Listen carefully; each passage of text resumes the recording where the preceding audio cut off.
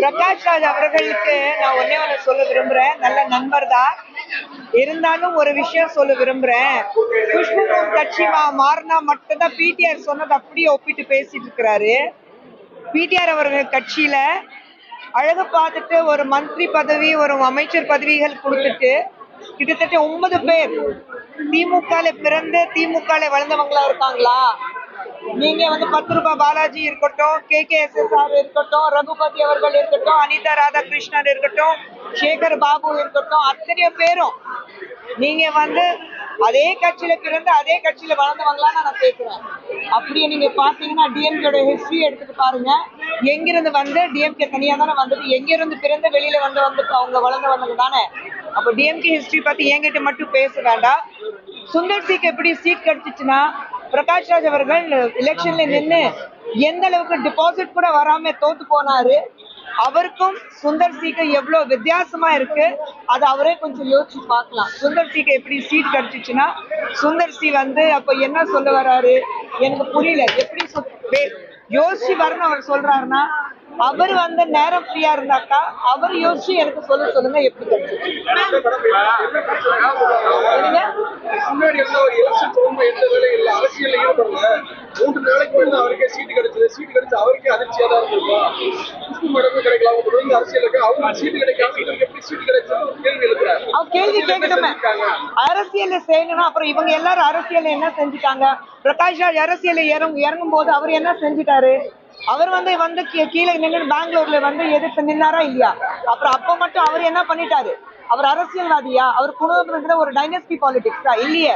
யார் வந்து எங்களை பார்த்துட்டு சினிமா சங்கி கூத்தாடி சொன்னாங்களோ அவங்களுக்கு இன்னைக்கு சத்யராஜும் பிரகாஷ் ராஜும் டெலிவிஷன்ல இருக்கிற அத்தனை பேர் அந்த கூத்தாடிக்கு தானே தேவைப்படுது இன்னைக்கு பிடிஆருக்கு அவருக்காக பிரச்சாரம் பண்றதுக்கு. அப்போ எங்களை பார்த்தா நாங்க கூத்தாடிங்க. என் கணவர் வந்து பார்த்துட்டு இதே கேள்வி ஸ்டாலின் அவர்கள்கிட்டயும் உதயநிதி ஸ்டாலின் அவர்கிட்டயும் தைரியமா இருந்தா கேளுங்க. கேட்டாரா? அப்போ இதே பிடிஆருக்கு எங்களை மாதிரி சினிமால இருக்குது கூத்தாடிங்க உங்க பப்ளிசிட்டி பண்றதுக்கு தேவைப்படுது இல்ல? அப்ப இது எந்த விதத்துல நியாயம்?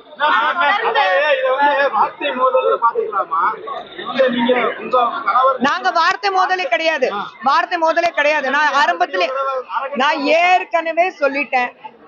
அவருடைய படிப்பு காட்டுறாரு, நானும் என் கணவர் எங்களுடைய வளர்ப்பு காட்டுறோம், அவ்வளவுதான் வித்தியாசம்.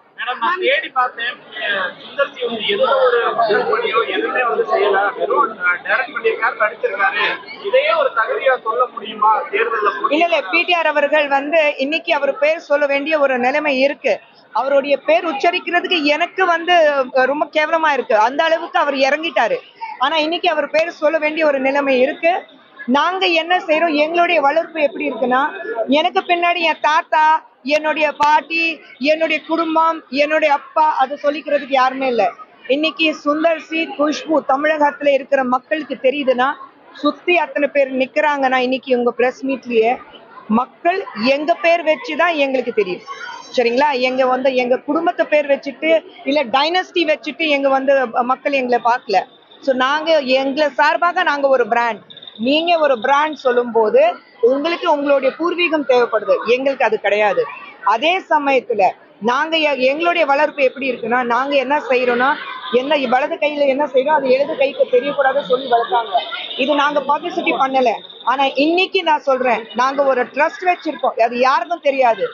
வருஷத்துல எத்தனையோ பேருக்கு பசங்க வந்து நாங்க படிக்க வைக்கிறோம், அது நாங்க பப்ளிசிட்டி பண்றது இல்ல. அதுக்காக என் மாமனார் பேர்ல ஒரு ட்ரஸ்ட் இருக்கு. இதுக்கு முன்னாடி நானும் சுந்தர் சார் வந்து எவ்வளவு செஞ்சிருக்கோம். ஐடில தானே இருக்காரு. வெறும் வந்து எனக்கு வந்து பேர் வரணுங்கிறதுக்காக பப்ளிசிட்டி பண்ணிட்டு அந்த சீப் பப்ளிசிட்டி தேடக்கூடிய ஆளுங்க சுந்தர் சி, குஷ்பு கிடையாது.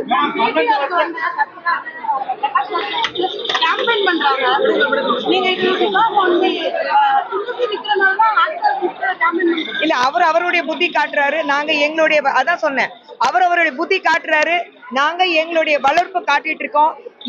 எங்களை வளர்த்த எங்களுடைய தாயார்கள் நாங்க வந்து ஏதோ அசிங்கமா பேசி அவங்களுடைய வழுப்பு மேல அவங்க வளர்த்த விதத்து மேல எந்த விதமான ஒரு பிளாக் மார்க் போடுறதுக்கு நாங்க தயாரா இல்ல. 12 வருஷத்துக்கு அப்புறம் தொடர்ந்து வந்து மோடி சார் வெற்றியா போட்டாங்க. 12 வருஷத்துக்கு கழிச்சு இந்த மசோதா தோற்கடிக்கப்பட்டிருக்கு. இதை எப்படி பாக்குறீங்க?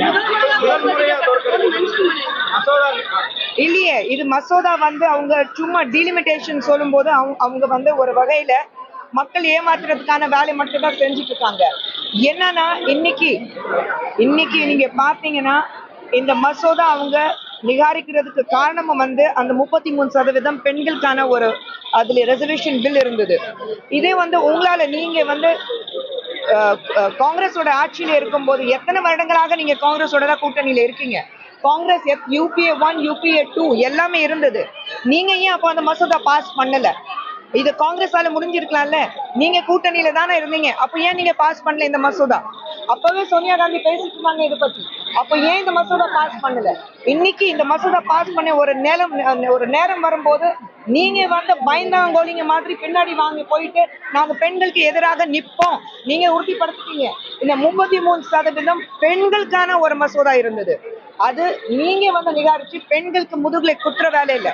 ஆனா இந்த முறை பெண்களுக்கு முதுகுலை குத்துற வேலை செய்யல, நேரா நெஞ்சில வந்து நீங்க குத்திருக்கீங்க. இது பெண்களுக்கு எதிரான ஒரு மசோதாவை நீங்க வந்து இம்மீடியட்டா வந்து எப்படியாவது இது தடுத்து நிறுத்தணும். பெண்கள் முன்னேற கூடாது.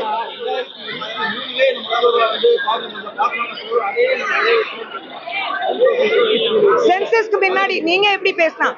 சென்சஸ் பண்ணாம எப்படி ஒரு மசோதா பாஸ் பண்ண முடியும்? அது இம்ப்ளிமெண்ட் இப்போ ஓகே ஆனா தானே இம்ப்ளிமெண்ட் உங்களுக்கு 2027ல இருக்கும். சென்சஸ் பண்ணதுக்கு உங்களுக்கு 2027 தானே சென்சஸ் வரும். சென்சஸ் பண்ணதுக்கு அப்புறம் தான் பண்ண முடியும். அப்போ திமுகல இருக்கிறவங்க படிக்காதவங்களா? பெரிய படிக்காத மேதையெல்லாம் சொல்றாங்களே, இருக்கிறது மண்டையில இருக்கிறது புத்தி யூஸ் பண்ண மாட்டாங்களா?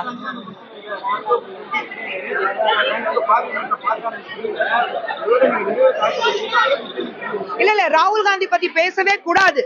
ராகுல் காந்தி அண்ட் திமுக கூட்டணி படிச்சு முட்டாளங்க இருக்கிறவங்க. அவங்க படிச்சு முட்டாளங்க தான் நான் சொல்வேன். பேசிக் சென்சஸ் 2011ல சென்சஸ் நடந்தது. 2021ல அந்த சென்சஸ் பண்ணிருக்கணும். கோவிட்னால அந்த சென்சஸ் பண்ண முடியல. அதுக்காக தான் 23ல வந்தது. சென்சஸ் ஆனதுக்கு அப்புறம் தான் இம்ப்ளிமெண்ட் பண்ண முடியும். அப்ப இம்ப்ளிமெண்ட் பண்ணும்போது சென்சஸே இன்னும் வரலையே. ஆனா மசோதா பாஸ் ஆனா 2027ல ஆயிருக்கும் உங்களுக்கு. ஆனா சென்சஸ் பண்ணாம நீங்க வந்து delimitation it's part of constitutional law தானே. அந்த லாவே புரிஞ்சுக்காம நீங்க பேசிட்டு இருக்கீங்கன்னா அப்ப எந்த அளவுக்கு மக்களை ஏமாத்துறதுக்கான வேலை இவங்க நடத்திட்டு இருக்காங்கன்னா கொஞ்சம் ஸ்டாலின் அவர்களும் அண்ட் காங்கிரஸ்ல ராகுல் காந்தி அவர்களும் மக்களுக்கு முதுகுல குத்துற வேலை மட்டும் இது வரைக்கும் பண்ணிட்டு இருந்தாங்க. இப்ப நேரடியாவே அவங்க நெஞ்சில குத்திட்டாங்க.